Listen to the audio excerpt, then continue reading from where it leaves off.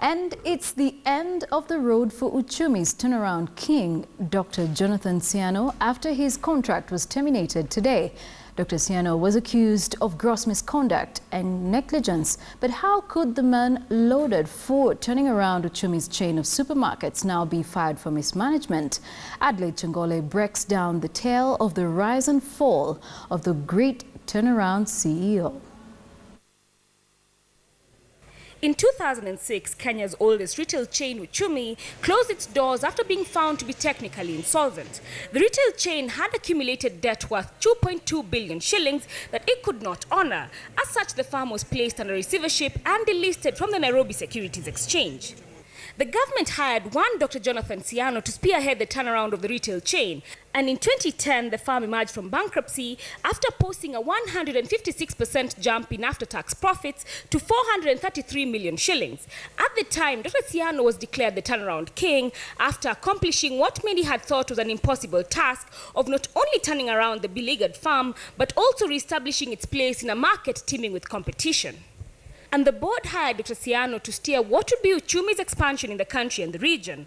2 years later, Uchumi shocked the country by declaring a dividend of 30 cents per share, the first in 10 years, a move that added another feather to Dr. Ciano's cap and set the tone for what would be good news going forward. But just when the market had forgotten Uchumi's murky past, rumors began swirling that trouble was brewing at the retailer.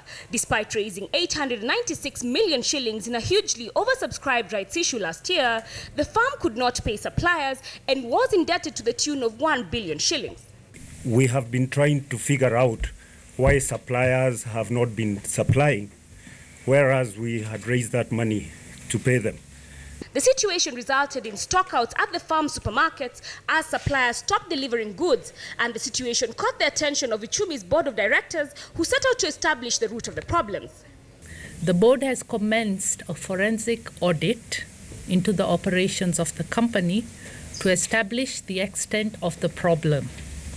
Ironically, 8 years after being hired to turn around the beleaguered farm, the turnaround king now finds himself out of a job at Uchumi for what is termed as gross negligence and misconduct in running the retailer's finances to the ground. These measures were necessary to ensure that the business is run on sound principles of good corporate governance, irreproachable leadership, and high integrity. Uchumi will be disposing of non-core assets worth 2 billion shillings to pay off debtors and ease cash flow challenges. The board has appointed Chief Operating Officer Owino Ayondo as acting CEO, ending the era of the turnaround king at Uchumi Supermarkets. Adelaide Changole, KTN Business.